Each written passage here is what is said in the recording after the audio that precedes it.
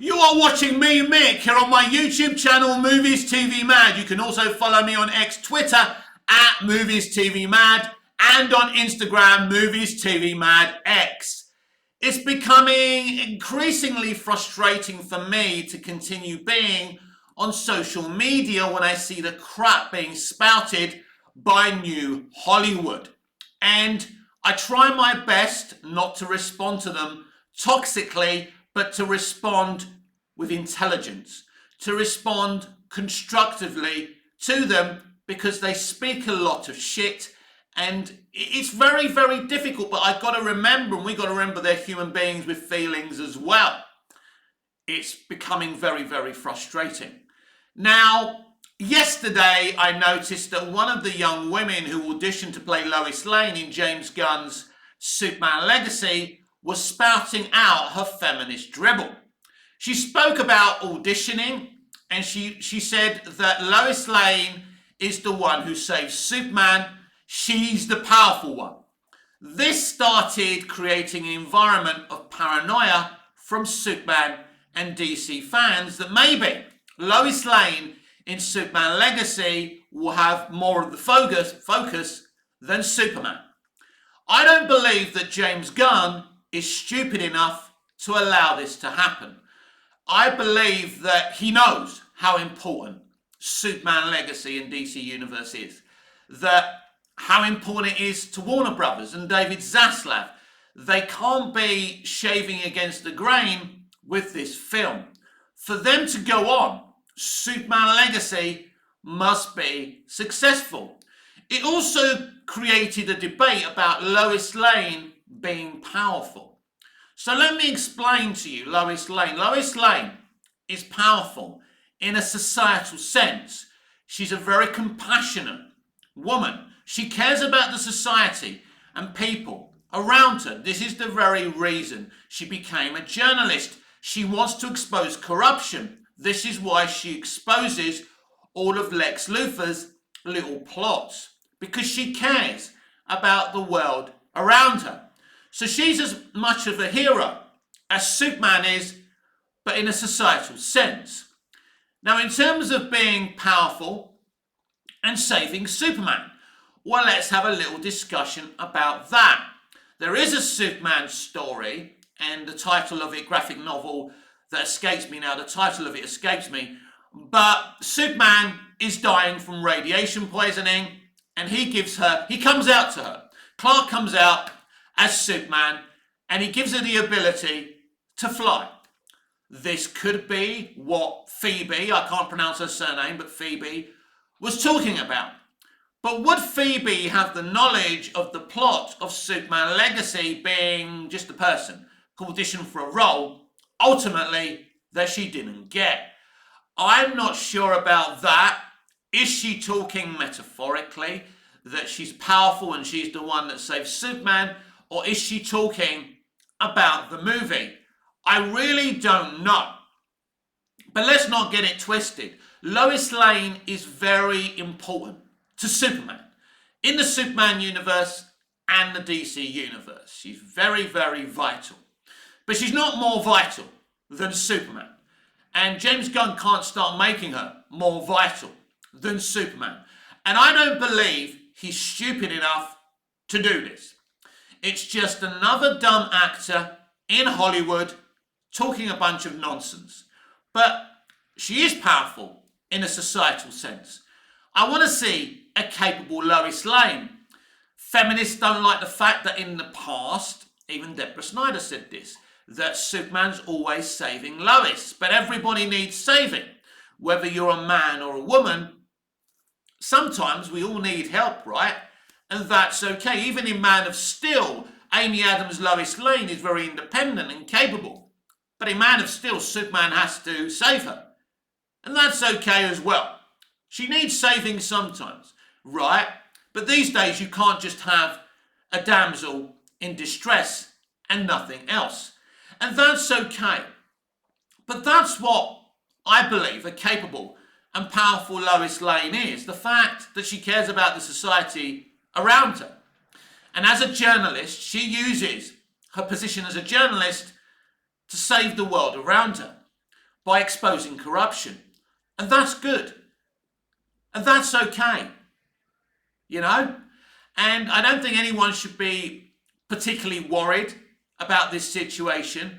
But it's, yeah, every day, this is what I'm talking about. Every day when I go on X, there's some other actor, producer, director talking shit. And there's no one in Hollywood anymore. There used to be saying, don't say this, don't say that. You'll damage our movie. You know, it's become a problem because there's no one policing the talent in Hollywood anymore.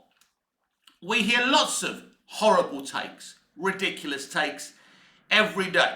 I'm confident that Rachel Brosnahan will be a great Lois Lane. And to be fair to Rachel, she hasn't said anything controversial. She's very excited to be playing Lois Lane. Lois Lane is not a feminist. She's a capable woman who cares about the world around her. There's a difference. There's no feminists in the modern world. No genuine feminists. Just a bunch of women spouting men hate. Male hate. That's all it is, right? The suffragettes were genuine feminists. They sacrificed their very lives to give you modern girls the right to do thirst traps, to spout your nonsense, to do OnlyFans. You should be able to do what you want, and you are. It's the women living in third world countries that need feminists, that need saving. Why aren't you trying to save them? Because you're all false prophets. Anyway, there's that. So in terms of all of that, I'm not worried that Lois Lane will have more of a focus than Superman in Superman Legacy. I don't believe that's the case. I just believe it's a very angry actress just spouting off her feminist dribble.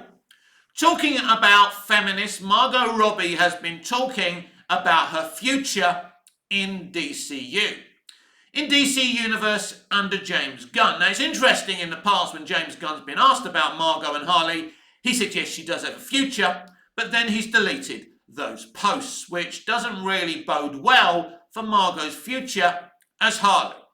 Margot was asked about her future in the DCU. She then kind of went to Lady Gaga as Harley Quinn and saying that she always wanted other actors to play that role, as many male actors play roles that have been played by other actors. And that's okay. To be honest with you, she really didn't answer the question directly, which I find very, very interesting. So we're no further from knowing if Margot Robbie will continue playing Harley Quinn. Personally, I'd rather she didn't. I'd rather she didn't because there's only one good version of Margot's Harley, and that's in 2016's Suicide Squad. I believe she's dangerous, and there's an admittance that she's not just the Joker's victim, that actually she is a murderous, bad person as well. But she does become more of an anti-hero by the end of that movie. That's also okay.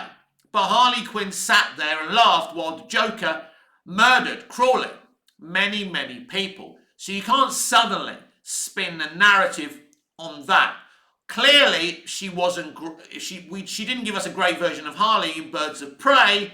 The performance was strong, as it always is with Margot, but it wasn't a Harley that I think related to anyone, including women, by the way. In the Suicide Squad, directed by James Gunn, I thought she was okay. She was solid. But there were some feminist narratives in that movie I didn't like as well. I think it's time for a brand new Harley, a more comic book accurate Harley, but we will see.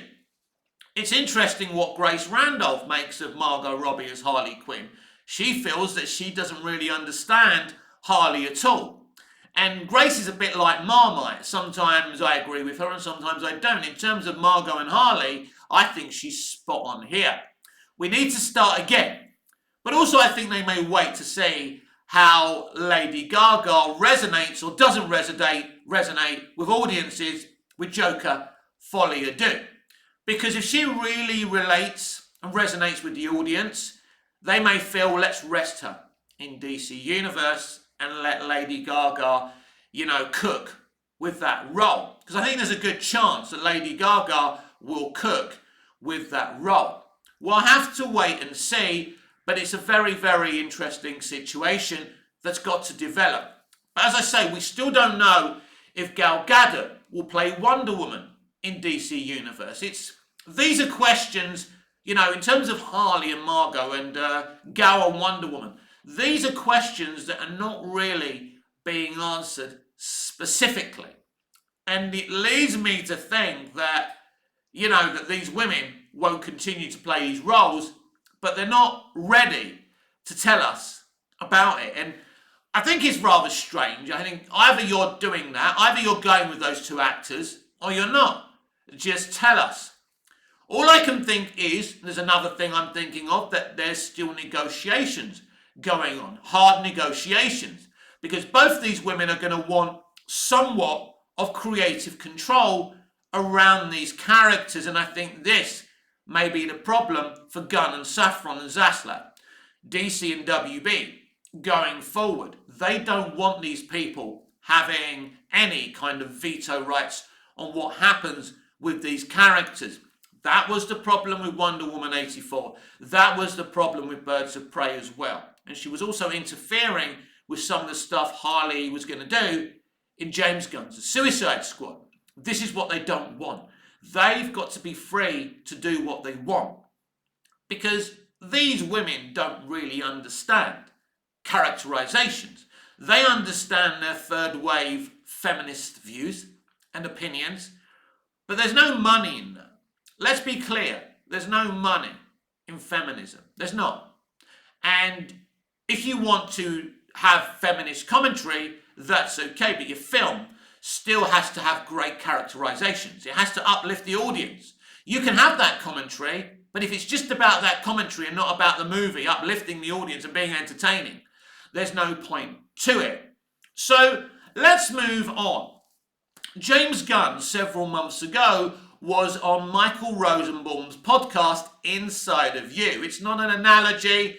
Basically, it's a podcast interviewing celebrities. He gets inside them, not literally, but really gets inside them and finds out about what's burning in their soul. Anyway, he was talking to James Gunn. Now, interestingly enough, some of the things James Gunn said in that interview now are not true.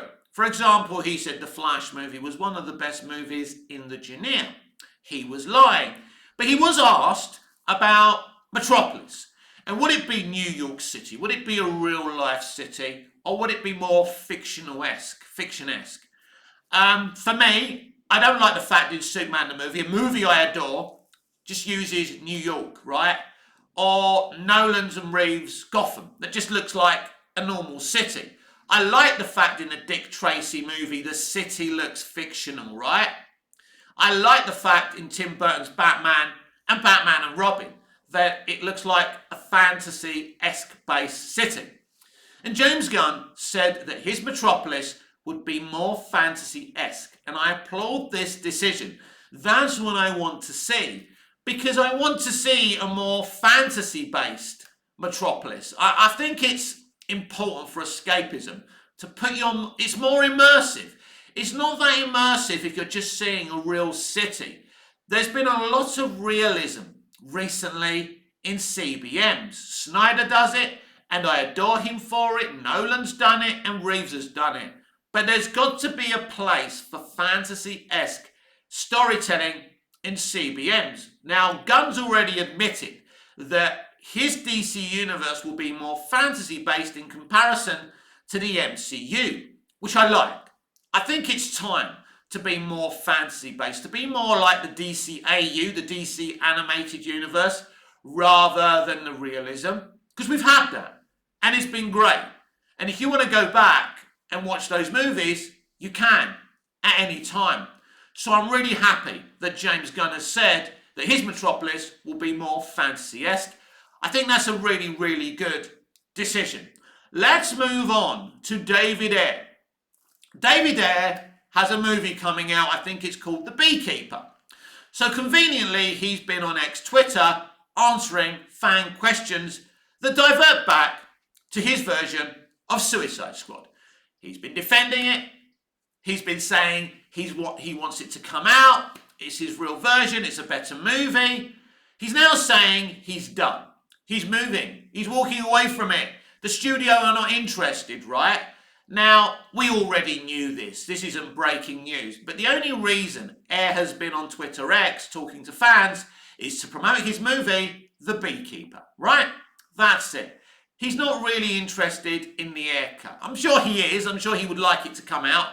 But he's always been of the mind that it wouldn't happen. And I've been quote tweeting him. I even think he may have blocked me. Now, as I said at the top of the show, I'm finding it very difficult to stay constructive and, not responding in a toxic, aggressive way to these people. And I haven't been acting aggressive or toxic to David, but I have been direct. I have been giving it to him between his eyes because I think that's important. That's who I am. As you know, I'm very direct. He was backing James Gunn's The Suicide Squad in the hope that James Gunn would put a word in for him so they could release the Air cut. It doesn't look like James Gunn gave him the backing he wanted. And when people have said this to David, he's tried to defend James. He's tried to say it's not down to one person. That's not how it works. But he could have helped, right? And he clearly hasn't. That's the truth here.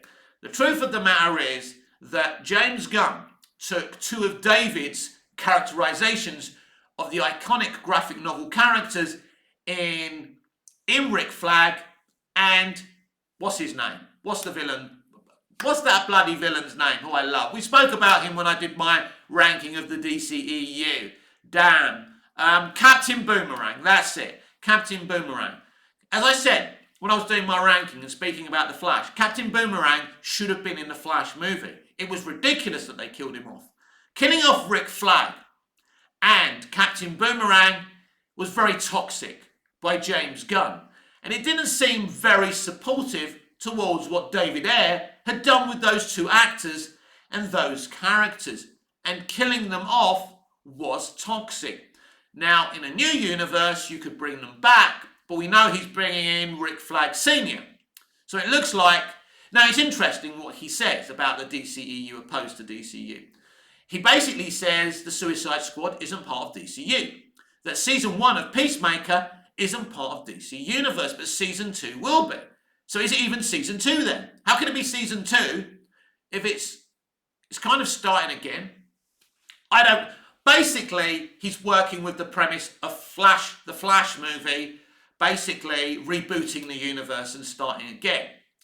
So, as I always say, it's kind of DCEU, it's kind of DCU, right? I'm just not sure if fans are going to understand that, but I'm assuming he'll refer to this in Creature Commandos, in Superman Legacy. We'll wait and see here. So as I say, James Gunn isn't perfect. I like James Gunn. I like James Gunn as a writer-director. But I'm going to call him out when he needs calling out. And that will continue. And if I get blocked by him, just like maybe I've been blocked by David. I'm not sure because some of his posts I'm seeing the note, basically you can't see this post. And some of them I'm still seeing his posts. It's a bit weird. I'm not quite sure what's going on there. But as I say, these Hollywood types don't like the truth.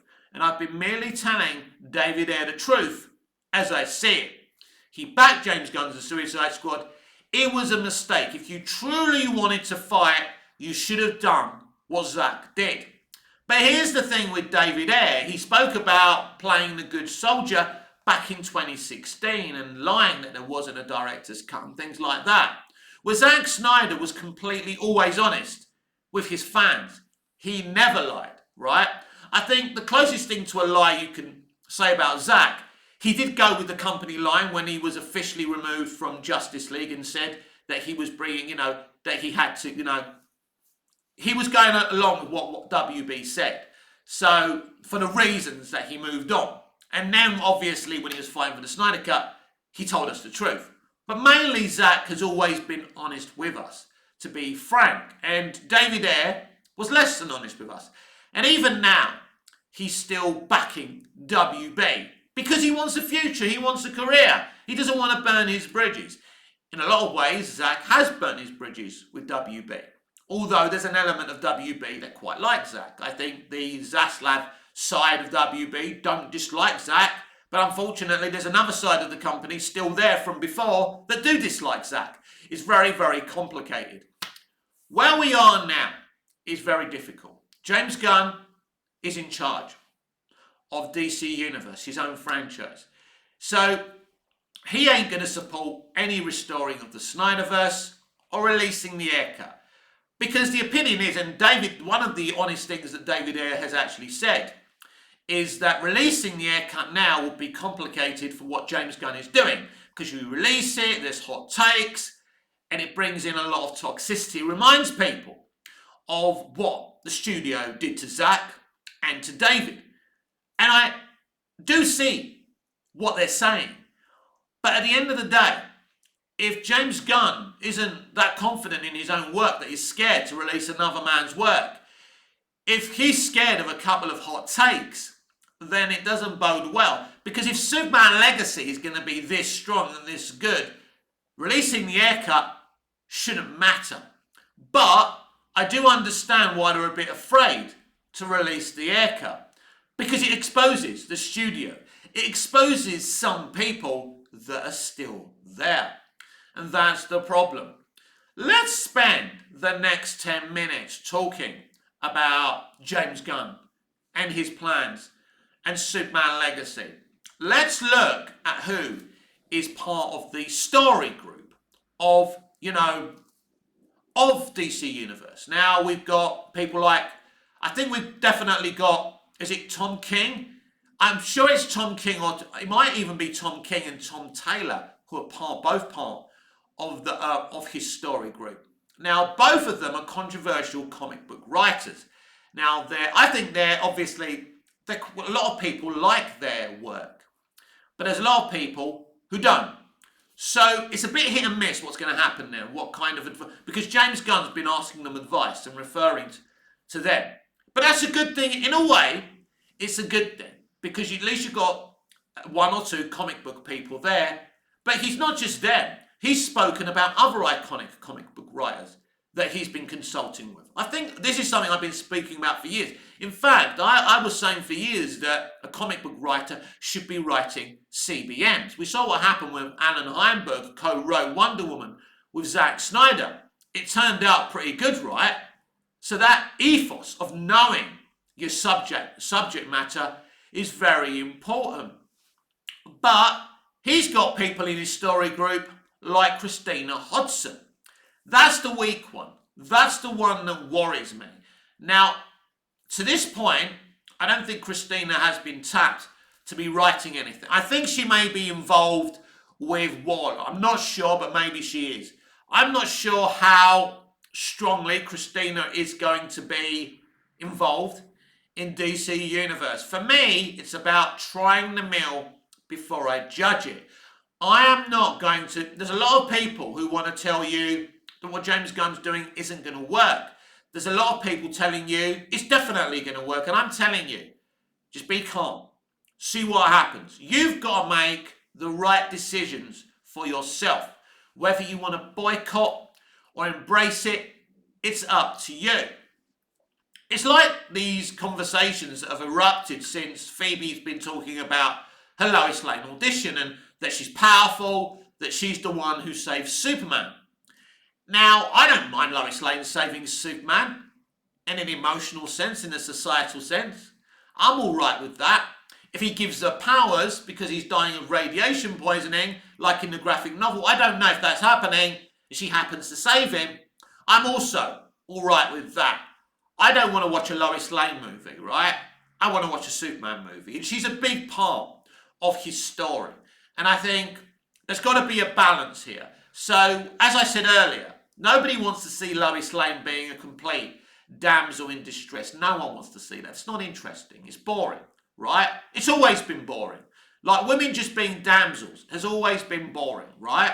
And some people may not agree with me on that. But it is boring. If someone's just there to be saved all the time, or if a female is just being there to have sex all the time, it's boring.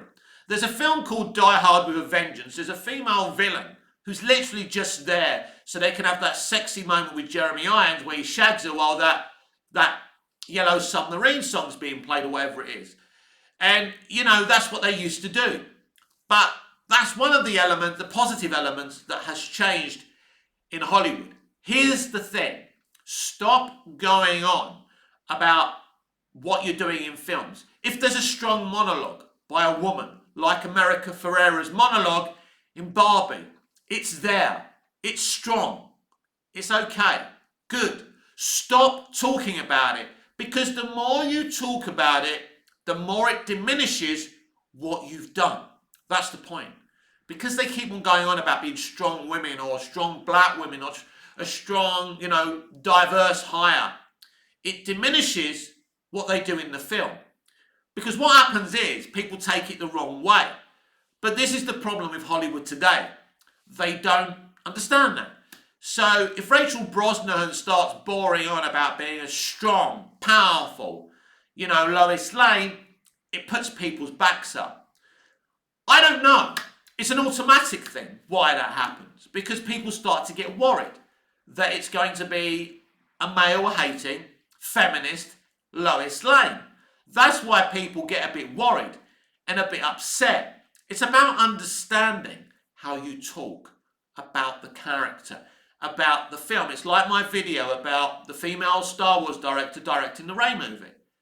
Saying things like, she likes to make men uncomfortable. How is that going to sell your movie when the majority of Star Wars fans, not all, but the majority, are men? Are you doing a political broadcast movie here, or are you making a form of entertainment? Motivated to uplift the audience. You're going to make your mind up. Are you a consumer-based industry? Do you want to make money as well as entertain people and educate people a little as well? Or do you want to be a political platform? That's what Hollywood's become. A progressive political platform. They have to decide what they want to be. But when you've got someone who auditioned for the role of Lois Lane and thank fuck this nut job didn't get it, and I'm talking about Phoebe here, right? Because the ramblings, not just about Lois Lane, but the other stuff she was saying, and I think it was too variety of the fucking worst, by the way, with all this kind of progressive nonsense from Hollywood folk, right? And it just puts people's backs up. Everything they say puts people's backs up. This is why we have a culture war. This is why the folk at Hollywood and the consumer are divided. And Superman Legacy can't be part of a culture war. Superman Legacy must be a great DC and Superman movie that excites people. Controversy doesn't sell. Not these days. Controversy diminishes returns. It's very important that Hollywood understand that you all understand that. Now, controversy may get you a lot of views on YouTube. It's something I've never really been interested in doing. It may seem that way sometimes, but I just speak my mind. I'm here to sit here and gob off and say what I want to say about how I feel. I am excited about Superman Legacy. My focus right now is on Joker Folie à Deux, and we'll certainly do a film. The more we find out about that film, what did I do? A film? I wish. No, we'll certainly do a video talking about that film. But that's my focus right now, because Joker Folie à Deux is a DC movie. I love the first movie. I'm excited about this movie. I want to do a video about Penguin as I find out more about the series. I don't know anything about it right now, that much. But I can't wait for that. This channel, my platforms will be all over the Penguin as well. And Creature Commandos will be all over that as well. That's exciting. I'm excited for all of it. Elseworlds and what James Gunn's doing. Always going to be supportive of Zack Snyder, the DC Snyderverse, and Rebel Moon. Well, be all over Rebel Moon as well. Looking forward to the director's cut of that. And the sequel in April. We'll be all over everything. There's no sides here. I like great entertainment. And as you've known from my very first video, I love DC. And I know people keep on asking me, where's the Aquaman and the Lost Kingdom review? It will come. Just wait.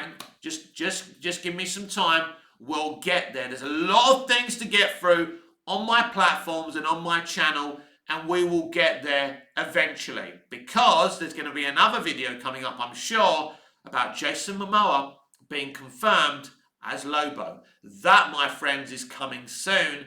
as well. Maybe that will be my next video. We'll discuss that. I don't know. But that announcement is coming very soon.